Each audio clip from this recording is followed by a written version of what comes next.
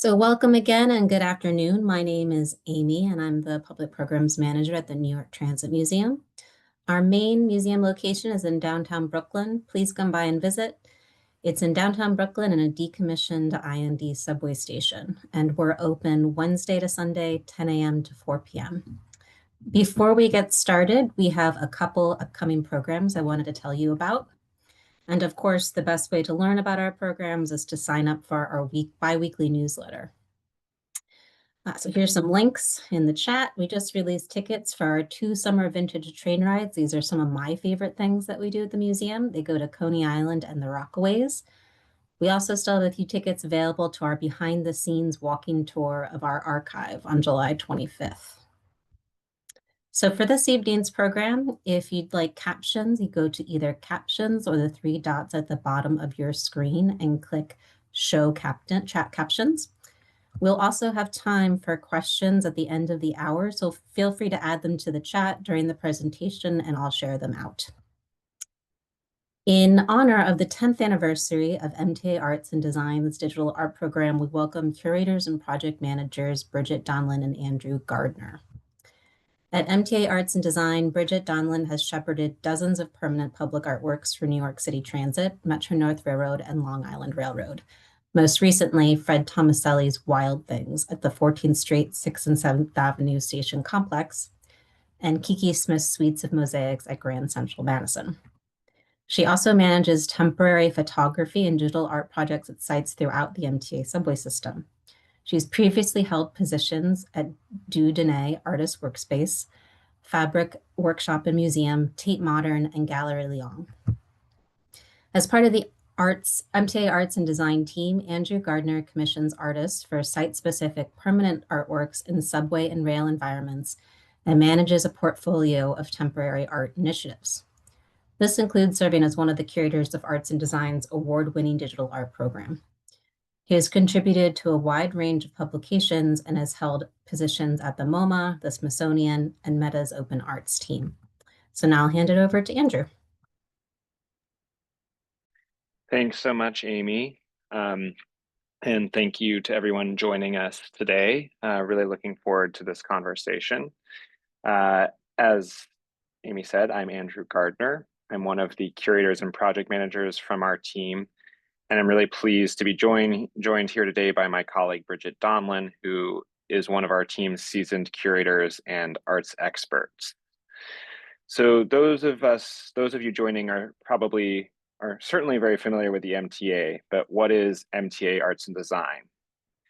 Founded in 1985, our program's mission is to commission contemporary public art for the transportation system to improve our customers' everyday commuting experience. Serving the millions of people who ride buses, subways, and commuter railroads daily, Arts and Design strives to create meaningful connections between sites, neighborhoods, and people through artwork and performances. We're celebrating our 40th anniversary later this year. But first, we are very excited to mark another landmark for our team, 10 years of our temporary digital art program. That program launched in the fall of 2014 at Fulton Transit Center in Lower Manhattan, and we are just about to conclude a look back at some of those projects, which we have been highlighting in the space for the last several months. We wanted to use our time today to talk about the digital program and talk more specifically about the process of bringing moving image, screen-based art to Fulton Center and our more recent site, Grand Central Madison. We'll begin with some information about the Arts and Design program, and then Bridget will dive into some historical analysis for how we got a digital art program to begin with. We'll conclude by looking at the 10-year look back that Bridget curated for Fulton Center. Next slide, please. You may be most familiar with the permanent art in our stations. The Arts and Design program consists of one of the largest and most diverse collections of public art in the world, with over 400 commissioned permanent artworks by accomplished, mid-career, and emerging artists at our subway and railroad stations and other locations throughout the MTA's vast network. Constructed from mosaic, glass, and metal, our permanent artworks are made from durable and architecturally fitting media, befitting the unique and historic environments in which they're situated. Next slide, please. In addition to facilitating permanent art commissions, our temporary offerings include music performances and displays of graphic posters and poetry in motion placards in station and onboard environments, as well as our photography exhibitions in select locations and, of course, our digital art program. These programs, which rotate on a regular basis, contribute to our objective of creating meaningful moments as one travels through the MTA system. We like to think about the ways that our work touches millions of people every day and how it is our responsibility to foster a sense of connection and positive association when our customers are traveling through our stations, trains, buses, and subway cars. Next slide, please. Through our temporary programs, Arts and Design has long made use of various placard holders, light boxes, and digital screens that also share space with advertising, including the posters on platforms, art cards in subway cars, poetry on digital advertising screens, photography at the 5 Lightbox locations, and digital art on large LED monitors in Fulton Center and Grand Central Madison. For us, these are essential viewing spaces and opportunities to disrupt the visual noise of advertising. I'll now turn this over to Bridget, who will share more about the intertwined histories of visual art and advertising in the subway. Thank you, Andrew. Visual art has been part of the subway going back to its inception. Contract 1, which established the original 28 stations of the Interborough Rapid Transit Company, or the IRT, states, "The railway and its equipment, as contemplated by the contract, constitute a great public work. All parts of the structure, where exposed to public sight, shall therefore be designed, constructed, and maintained with a view to the beauty of their appearance as well as to their efficiency." The founders of the subway system knew they would have to entice people to come below ground and use this new technology. So drawing upon the principles of the City Beautiful movement of the late 19th century, this is exemplified by the beautiful City Hall station, which you can only see through the very popular Jewel in the Crown tours with the Transit Museum. It has uninterrupted Gustavino tile arches and vaults, skylights, and mosaic and terracotta panels.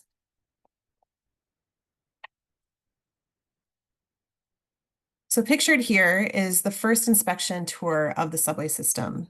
It was a ride from City Hall Station, and you can see the forefathers of the MTA, including in the front row, Mayor George B. McClellan with the straw boater and black gloves at the center. Alexander Orr with the white beard, who is the chairman of the Rapid Transit Board, who organized the construction financing. And John B. McDonald with the mustache and hat standing on the platform, who oversaw the construction. So politics, funding, and construction have always been united in the story of New York City.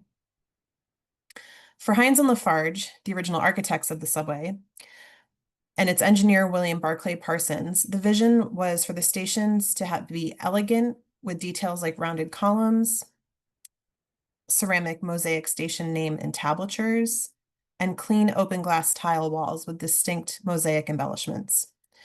Here are a couple of stations prior to the system opening. If you'll focus on the image on the right of 28th Street, you can see that those clean walls did not last for very long. Very quickly, August Belmont Jr., who is the founder of the Interborough Rapid Transit Company, realized that he had a captive audience of eyes on advertising. So underground, people are waiting for trains, and it was a great market for advertising. As soon as the subway opened in 1904, framed advertising posters started to spring up to life everywhere. There was opposition from the architects, the Rapid Transit Commissioner, and the Architectural League of New York. However, the city stood to benefit from the revenue, so the ads stayed. They're also on the subway cars, which you can see in this photo and see the replicas of at the Transit Museum. So advertising and beautiful artistic elements from the very beginning of the subway system had to coexist. By the late 1970s, the subway, as depicted in popular culture with the Warriors and Saturday Night Fever, is understood to be a dirty and unsafe place. There is a renewed need to instill the confidence in the MTA system. Out of this era, MTA Arts and Design, or Arts for Transit as it was then known, was born. Among a few different initiatives is the commissioning of public art, permanent work that's tied to capital construction. So this is Astor Place before on the left and after, with site-specific artwork by renowned graphic designer Milton Glaser. It draws on the historic elements of the original station mosaic work, ceramic entablature up in the upper left. The same graphic elements are repeated in Glaser's work. In addition to traditional paper ads, the system introduced light boxes, which are a format that had a marquee site at Grand Central by Kodak to show off its wares. The film lit from behind was also used by MTA Arts and Design at a few distinct sites to present photography. For example, this is our site at Atlantic Avenue Barclays Center in Brooklyn, with photography currently on view by Adama Delphine Fondue. However, with the obsolescence of fluorescent lights and the ceased production of material of Kodak Duratrans, the light boxes started to give way to digital screens, adapting to changing technology. Digital signage has been embraced throughout the MTA system. Since 2017, it's been installed on subway platforms, in stations, and even on newer subway cars. Recent capital construction projects have incorporated digital screens into the early stages of design. The Fulton Center Transportation Hub in Lower Manhattan was a pioneering site, which advanced the use of technology in the MTA system. It was designed to be a fully digital integration with dynamic screens located throughout the complex. And I'll hand it back to Andrew to talk about Fulton Transit Center. Thanks, Bridget. Next slide, please. So after 9/11, several of the underground stations that stop at Fulton Street were severely damaged. The devastation that was wrought by this destruction offered an opportunity for the MTA to create a networked transit center that could serve many different subway lines at once that had not previously been connected. Grimshaw Architects was hired to take on this unified hub station design, envisioning an architectural gateway to Lower Manhattan. Their approach emphasized openness, natural light, intuitive navigation, and public engagement. The central design theme was clarity, transforming a once confusing tangle of platforms into a unified, legible space for over 300,000 daily commuters using 10 different subway lines and the PATH train. Next slide, please.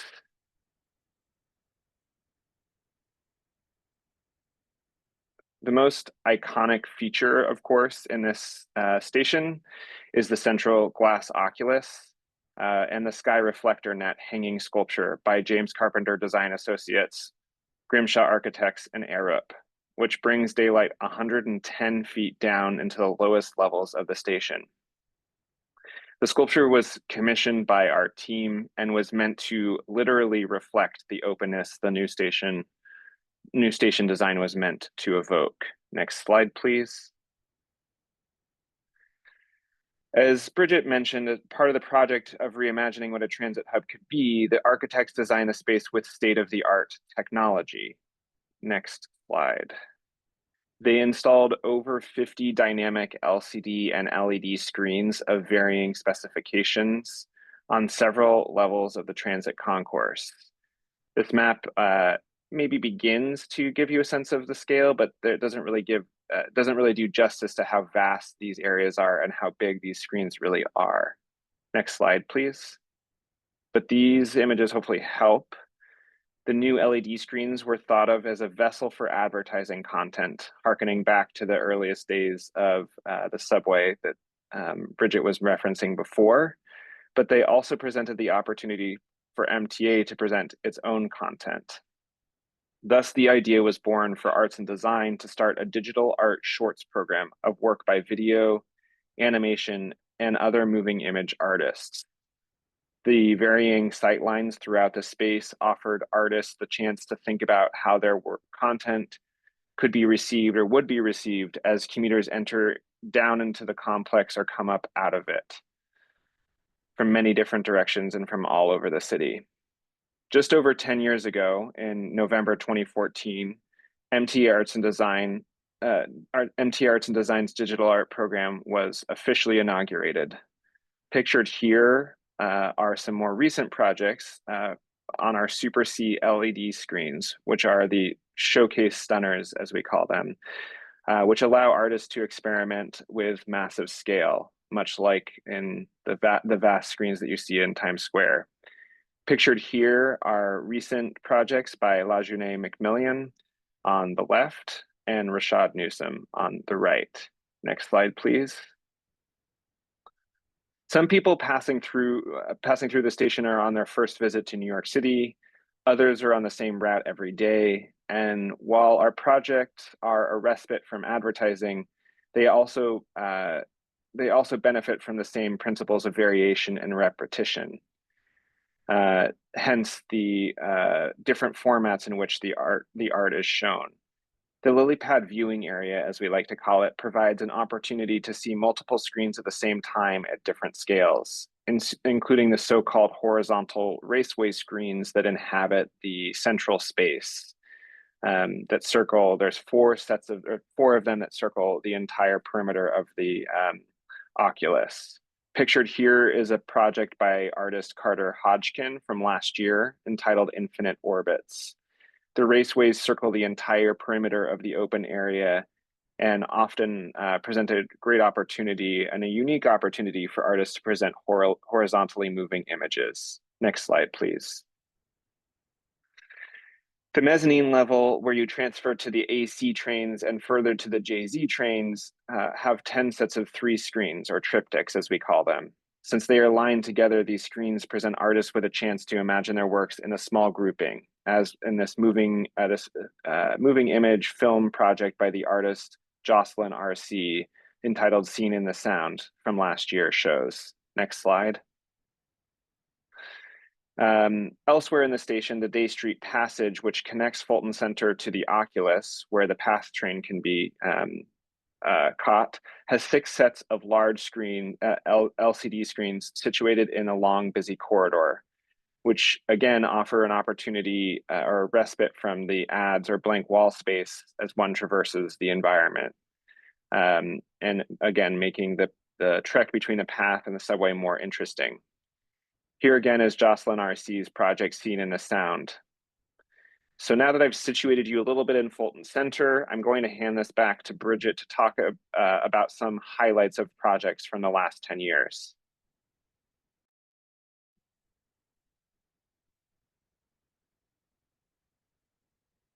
Oh. Skip ahead. Okay. So since 2014, this curatorial program has presented over 20 digital art projects across 2 sites. The inaugural project was New York Minute by Gabriel Barcia Colombo, a riff on the phrase in a New York minute, pointing to the frantic pace of city life. In the 30-second long clip that played every 15 minutes or so, Barcia Colombo featured portraits of everyday New Yorkers doing everyday things in super slow motion, giving the viewer time to notice things we might otherwise miss while rushing around the city.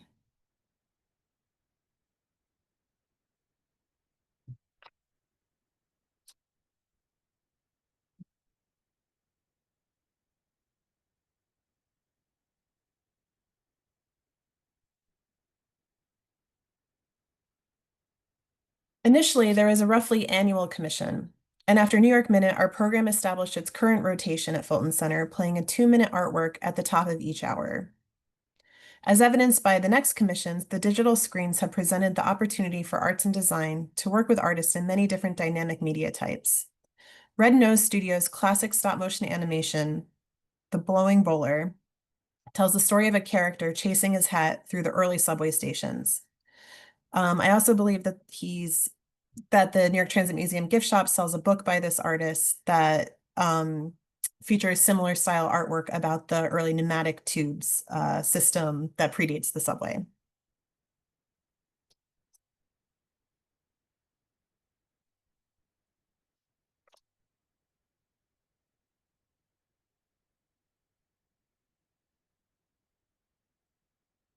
And Spalter used generative software on footage of New York City seen from a helicopter, creating a kaleidoscopic, immersive experience.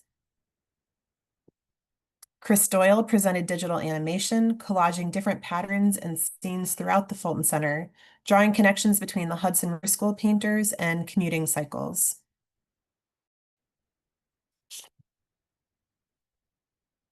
In 2018, we ran the first open call for digital art and have aimed to post it annually. In addition to curatorial research, Arts and Design continues to present new media artwork by artists with a wide variety of visual approaches, seeking to present work that is decidedly not advertising. As part of our selection, artists are oriented to each of our display sites with a visit, as you can see on the right, with artists navigating that map of screens that Andrew showed earlier. And they provide a proposal for what they would do on all of those screens that gets developed into a final artwork. We review the proposals to make sure that the project is appropriate for our site, and we're fairly open to what this means. We just don't want to trigger anyone's vertigo or confuse customers with visuals that could be misinterpreted, like as an emergency alert or something like that. I'm going to hand back to Andrew to talk a little bit about some newer developments in the digital art program. Thanks, Bridget. So in 2022, Arts and Design was presented with the opportunity to expand on our growing digital art program to the brand new Long Island Railroad train terminal, Grand Central Madison. In case you're not familiar, which I highly doubt, I'll share a brief history of Grand Central Madison as a site. Next slide, please.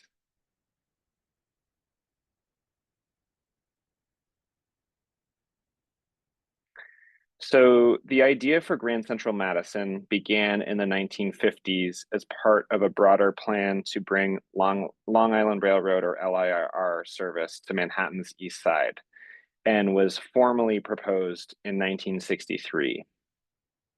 The goal was to reduce congestion at Penn Station and shorten commutes for LIRR passengers. Grand Central Terminal was chosen as the destination hub due to its central location and connectivity. Next slide, please. While tunneling for what became known as East Side Access began in 1969, the project was paused in the 1970s due to the fiscal crisis.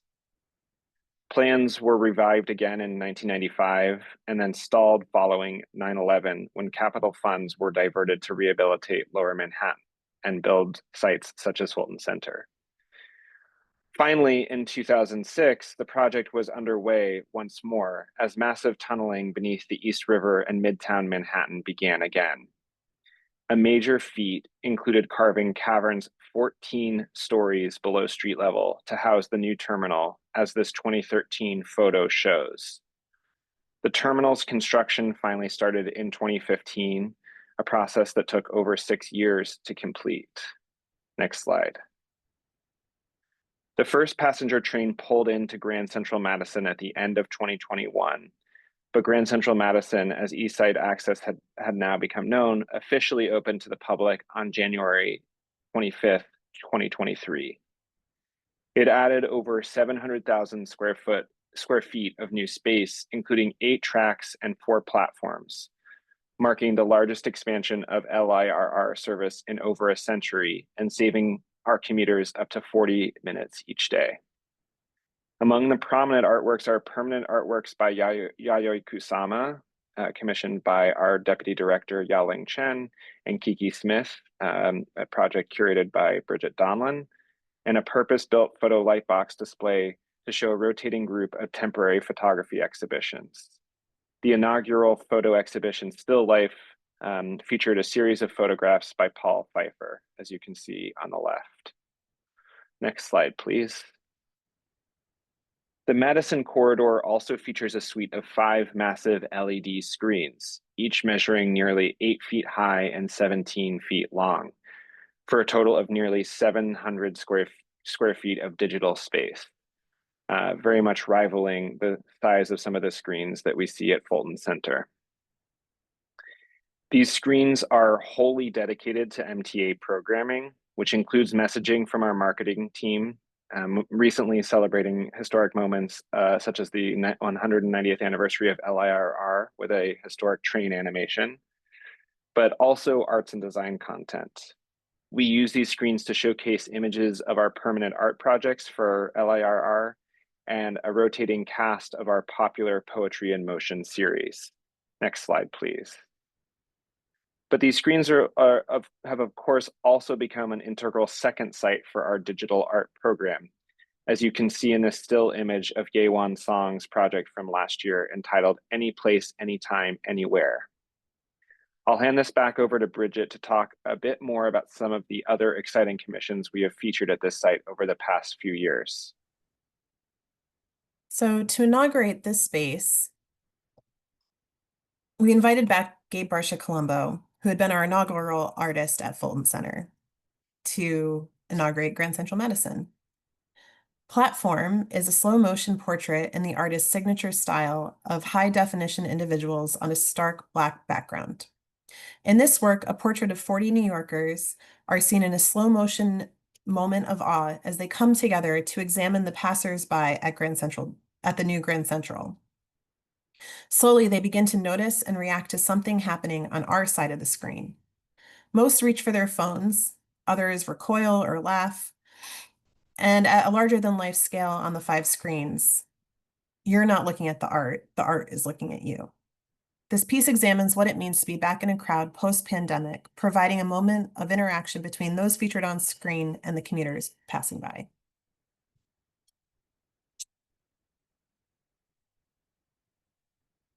We also presented a new project by Jordan Bruner, whose work we had presented at Fulton Center in 2020. This work is a stylized trip from Grand Central to the east end of Long Island with vignettes from the city to the suburbs and beaches.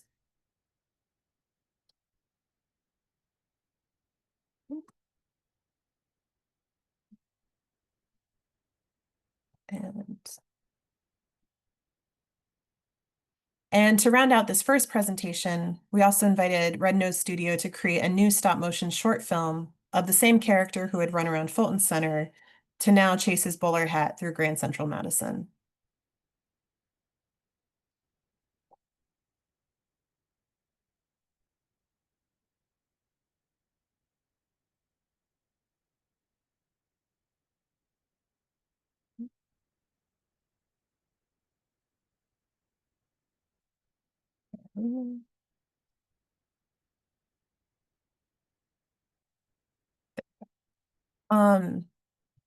So like Fulton Center, this site, Grand Central Madison, inspires the projects that are showcased.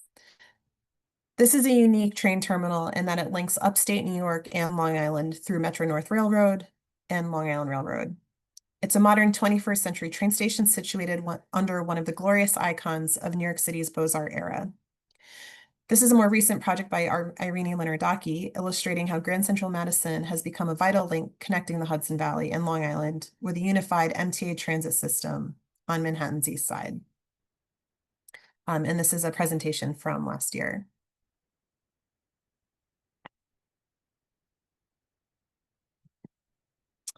So where Grand Central Madison is connected to historic Grand Central Terminal, Fulton Center stands as a unique site in Lower Manhattan. There are historic elements, like Lower Manhattan is full of them as one of New York City's earliest points of settlement. And these historic sites are adjacent to brand new architecture. There are people who live and work here, passing through 2 or more times a day, and there are tourists who might be passing through their first and only time ever. We always aim for our projects to have site specificity. With 10 years and 2 locations under our belt in the digital art program, it seemed like a good time to look back and highlight some projects that center this original site, Fulton Center, in the artwork. In our first ever round of open call submissions, we were intrigued by the work that was submitted by Brooklyn-based painter Ezra Wube. His tender aesthetic style and unique approach to animation with a focus on city life seemed like a great fit for our program. Wube's process is to paint a scene, take a photograph of it, and paint the next frame as a new layer of the same painting. These photographs are then edited sequentially into a unique animation. So this is the artist's studio at an earlier point in the process. You can see paint, string, various collage elements, and then later the same painting at a different stage. You can see some of the same buildings and signs, but there are more layers and colors. This.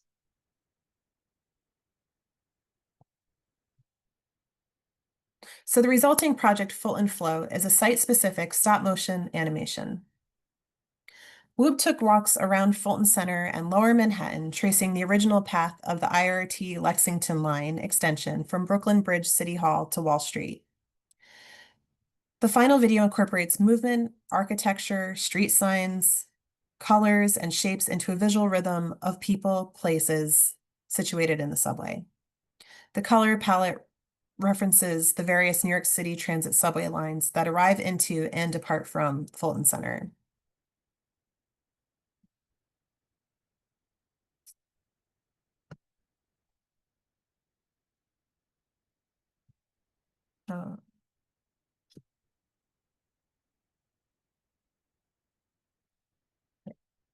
So in addition to their own distinct practice based on media and technology, Sarah Rothberg and Marina Zurkow are an artist collaborative who have worked together since 2015.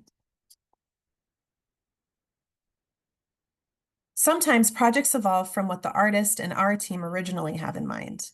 Initially, we were interested in the digital animations by this collaborative duo that were driven by software and had patterns related to data from major shipping ports. We thought there would be good potential for an iteration of this project with Fulton Center's proximity to New York Harbor and its hub of transit lines. In an early proposal by the artist, there was a plan to pull open and live data. However, technological limitations of our screen network sent them back to the drawing board. Eventually, they developed an artwork that invites the public to engage with Fulton Center's past, present, and future through simple, poetic questions that prompt one to think deeply as well as playfully. What is Happening combines site-specific drawings of the transit hub's architectural elements with text and animated collage.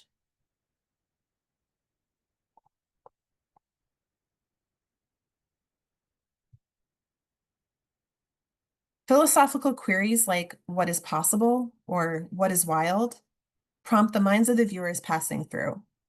These provocations are met with clever visual juxtapositions, such as a donut rising out of the ring under the center's oculus in response to what is a portal.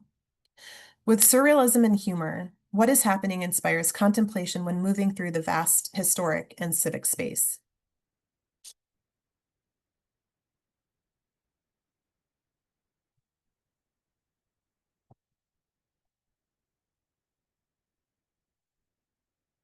Finally, the third project in the Look Back presentation highlights the artist Motomichi Nakamura and his project New York City 3000. This artist has experience with projection mapping onto the exterior of buildings and rocks in the Hudson River, and painting that features a cast of monsters and minimalist graphic elements in a limited palette of black, white, and red.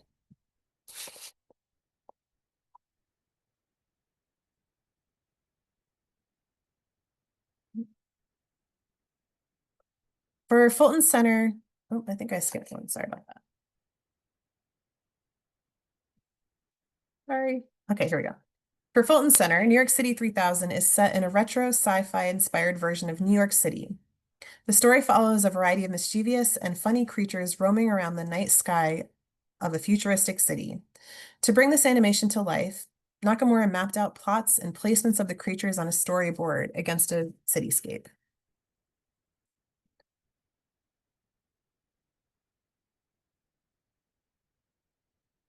An imaginary New York City is portrayed in a collection of new and iconic buildings, including the Empire State Building, Chrysler Center, the Guggenheim Museum, the New York City subway, and Fulton Center itself, which you can see heading to the left of the screen right now from the outside. This project captures the energy and vibrancy of a city that never sleeps. The creatures, each with unique characteristics reflecting the diversity of the city's inhabitants, populate the city as they commute to their destinations. Darting between the iconic high-rises or taking the subways in the sky, the animation brings the frenetic energy of the city to life, much like the travelers who pass through Fulton Center every day.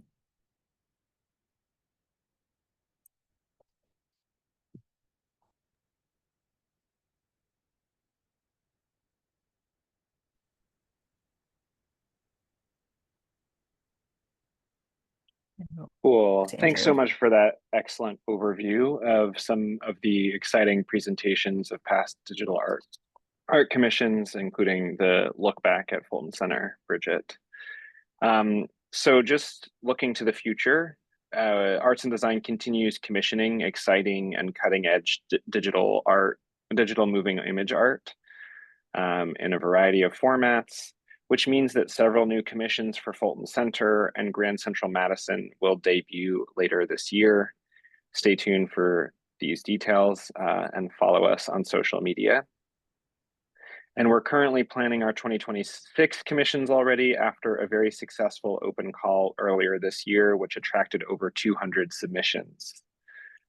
We currently only program roughly a half dozen new commissions per year, but we're hoping to be able to grow those opportunities in the future. So keep an eye out for future open calls as we post them, usually at the beginning of each new year. And this is just a friendly little image by the artist Tylee Wu, who created a digital artwork for us in 2022, and more recently also created one of our popular art cards. If you can go to the next slide. And I think that that's it. We're open for questions and look forward to answering any and all questions that you may have for us. So we do have a couple questions. Hillary has one of the same questions I have, which is, and for if you came in after I made the announcement, please put your questions into the chat and I'll share them out to Bridget and Andrew. But with the physical artwork, they're kind of just there until maybe the station is redesigned decades later. But with artwork that's temporary and rotates, what happens to it? Is it archived? Does it become a part of the MTA's collection? And I have a follow-up question to that too. Yeah, that's an interesting question. What does happen to temporary projects? We archive everything in the form of our website. Every project that we've done should have some kind of page, just as a way for people to see all of the various things that we've done. We do have records of our own where we keep documentation that the artist provides, and images of the project, but we don't own these works in the same way that we do the permanent artwork as we own in the stations. Andrew, do you have anything to add to that? No, I mean, I think, yeah, I mean, the Fulton Center look back that Bridget just did for our 10 years is like evidence that we do sometimes return to some of these projects, but they exist in the format of our website, and we also have clips of each of these projects on the MTA's YouTube channel, so you can go back and see things there as well. Okay, great. Because people are asking where they could see the shorts. I shared the link for the digital art page, which can tell you the follow-up question, where is the location that you can find these?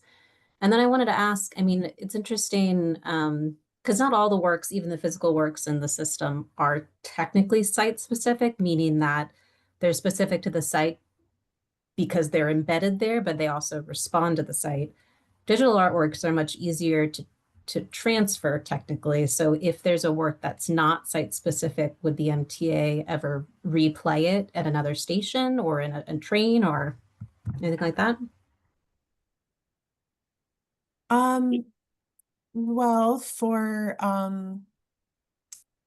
there was a period when we were trying out the platform, the station platform screens, which is mostly, we have a limited amount of time that Arts and Design programs that's very short, and for the most part it's poetry in motion.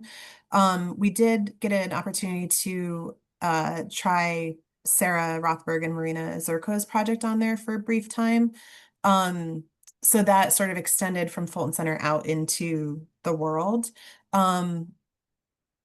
We have presented projects that this is it might not be created bespoke for Fulton Center. I'm just thinking of some earlier projects. Like the Ann Spalter piece was existing footage that she configured for Fulton Center. So there are other life cycles to the works that we show. Okay, that's interesting. And I just real quick realized the three last projects that I highlighted are still on view at Fulton Center now, if anyone is interested to go there at the top of the hour to see one of them.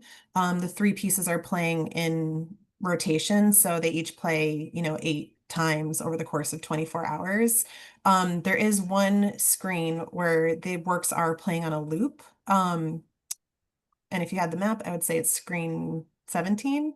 It's sort of at the end of the Day Street passage, which connects like Cortland World Trades, not Cortland, what station is it? It's Cortland Street, Yeah. RW back to Fulton Center, sort of at the end before you swipe to go in. There's a screen that half of it's advertising and half of it is MTA content, which right now happens to be our projects on a loop. So you could go find it there. Great. And someone asked about the music in your program, and I'm putting that part of your website into the chat as well. But is there like a schedule, or is it more posted to the website after the fact? Yeah, we don't publicize necessarily the exact days and times and locations of our performances, but we do, if there are particular performers that you're interested in, you can see the roster on our website, which will give you a sense of their names. Always recommend checking those particular musicians out because they sometimes will post on their own social media, what have you. But we don't have like a set schedule or anything. There are I can't off the top of my head remember exactly how many locations throughout the system that we program with music, but there are lots of different places that people can catch music, and I believe those are also listed on the website as well. Bridget, anything to add to that? No, there's the sites that we program are listed, and that's probably the best way to catch them. There's always, people performing in the subway. So one question I had was also, whenever you have this is kind of an issue for any public artwork, like how to differentiate it from its surroundings, but especially when it's using the same spots as advertising, what's the best way for people to know or understand that they're looking at an artwork? Well, we have Maybe it doesn't matter. Maybe it's we do have our artists drop in title cards, which you may have seen at some point in one of the clips I played, with our logo sort of really big on all the screens, and that sort of announces like something new is happening. So we have like that title card introduction. And then I guess the other thing is through our curatorial process of working with the artists, that things are definitely distinct from advertising, from the type of projects that we're selecting to what they're creating. I don't know how, Andrew, do you have other thoughts on that? Yeah, I would just say that I think to add to what Bridget's saying, like part of our thinking when we're sort of selecting these projects is like these are artists who are making things that stand out as distinct, that aren't like full of messaging. Like I think the Sarah Rothberg Marina Zurkow project is like evidence of like that's just so clearly not an advertisement. It's like pushing, even if it's text based. So it's like interesting. We sort of like push at the tension, like what does it mean to sort of be a artistic program that inhabits those spaces, but is also like trying to sort of create a moment of respite and contrast from the kind of overdrive of information. And if you go to Fulton Center, I might be a little biased, but you see some of the crazy advertisements that are kind of rotating through. You really know when you've actually landed on one of our artworks because it's a completely different experience that feels much more in sync with like rhythms of the way people move through the station. Yeah, you could tell that from what you guys showed, and they're very thoughtful, I think, for how people interact with the space. And one question I had was when you're looking for artworks, I'm sure duration is a huge factor. Is there a maximum length or an ideal length you look for when you're commissioning artworks? Yeah, I mean, they're all, so as of now, the standard is 2 minutes, and 2 minutes at the top of the hour at Fulton Center. We do 2 minutes on a more regular basis at Grand Central Madison, just because those screens are wholly dedicated to MTA content. So you can see those pieces more regularly, but those are also 2 minutes in length. Okay, cool. I also wanted to ask, during the process, I know for the mosaics and the physical works, you guys get a kind of smaller sample or a piece of it ahead of time. But when it comes to moving artwork through digital works, what type of thing is proposed or presented? Is it like a storyboard, or does it depend on the artist? Yeah, it depends on the artist and their way of working. We in our submission, which as Andrew mentioned, we just wrapped the deadline a couple weeks ago. Artists are able to submit like 5 work samples, so things that they've already done. So we sort of have a sense of what their practice is like. And then it's unique to each artist and their way of working. Some are working with like Carter Hodgkin, which an image was shown. She works with software, so it's a sort of quicker process. It's just, making sort of coding decisions. And then other artists like Red Nose Studio, who the process, or Ty Lee Wu, where it's stop motion, it's really a lot more painstaking. So they might have sketches and a storyboard. And then as they're developing, they'll send us updates on, the images of what's coming together. And eventually we'll see a more full piece. But it really depends on their own way of working. Yeah, and we typically have to do a test or two at the site before they actually launch the project, just to have a sense, because there's always a little bit of tweaking that happens Yeah. once the project Yeah. is sort of in motion. Especially a file you might see on a laptop would look a lot different 50 feet high in Fulton Center, or however those screens Yeah. are. And they're very different. Like Grand Central Madison is a little easier for artists to picture because they're 5 screens in a row. But at Mhm. Fulton, the screens are just scattered throughout the vast station, and that you can't ever see all of them at once. So it's like you really do need this process of testing to be able to understand as an artist, like, how are all the different screens interfacing with one another. Yeah, for sure. Okay, so but we still have more time for questions if anyone wants to add them to the chat. But I have one question left over from the chat that's early, and then I have a question that maybe looks to the future. I'm not sure if I don't know this early question, so I'm not sure if you guys would. But once they decided to have ads in the subways, do you know if they had to retile all the walls? Um, I saw that question too. I'm not sure. I'm sorry. It's not my I I know as much as I presented. I do know that the finished wall and that picture of with the ads on it all happened before the station opened. So I imagine they retrofitted in some way, but I don't know the extent that that happened. I believe there are frames that went up on the wall, so maybe not. And then later stations, where you have like bullnose tile, thinking some stations in Brooklyn that actually do fit ads in them. Um, those would have been built after this decision to incorporate. I mean, whenever you look at any subway station in New York, it's a hodgepodge of all of its eras since its beginning. So I would think that Yes. most of them would be retrofitted after the fact.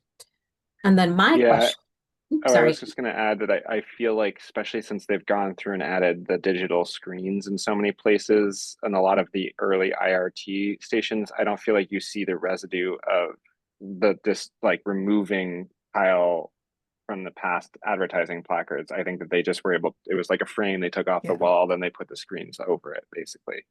Yeah, that's interesting. Okay, and then also, I feel like this might be a nightmare for you guys if you ever did it, but I have seen in various places, like airports maybe, where there's digital works that are interactive, and I've seen this more in museums. And I know you have plenty of interactive works, physical works. Has that ever crossed your mind, or would it even be possible? Um, Um, I I know would, with the interactive pieces, sometimes they're projections and then it's like it's responsive to that versus like what we're doing, which is like running a file on a screen.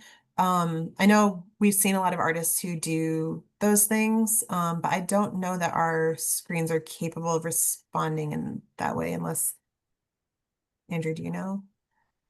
yeah, I don't think so. And Um, I would just say that I think like our role as part of the MTA is to be responsive to the conditions that the MTA presents to us. And like there, unless there were a world in which a responsive screen design became useful for whatever reason to the MTA's objectives, then maybe we would talk about that. But it's not something we would invest in for the sake of just presenting art.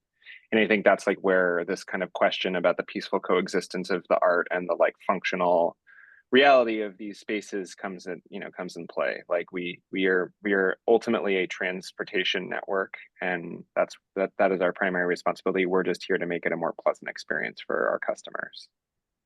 Yeah, for sure. Like maybe if that, I can't really even see that taking off in the advertising world because I feel like the logistics are too crazy right now for But responsive. what I could imagine is a future in which there was more engagement between a screen and a phone, and like perhaps like VR AR uh, type experience where somebody's actually encouraging the user to actually utilize their device to be able to enter a more kind of comprehensive digital environment beyond just the screen that's before them. So I'm just gonna repaste the music page because we just had a question to repost that. But so that was all of my questions, and we're close to the end of the hour, so I'm just gonna wrap it up. I want to thank you both. That took a lot of preparation. It was really interesting. I know I learned a lot. And I wanted to thank everyone for joining us. And thank you for coming today. We'd love to see you at the museum if you're in town. I'll put some information about how to come visit us. Also, if you enjoyed this program and appreciate having free programs, please consider becoming a member or making a donation. And we hope to see you at upcoming programs, which you can find on our website. Hope everyone has a great afternoon. Thank you. Thank you.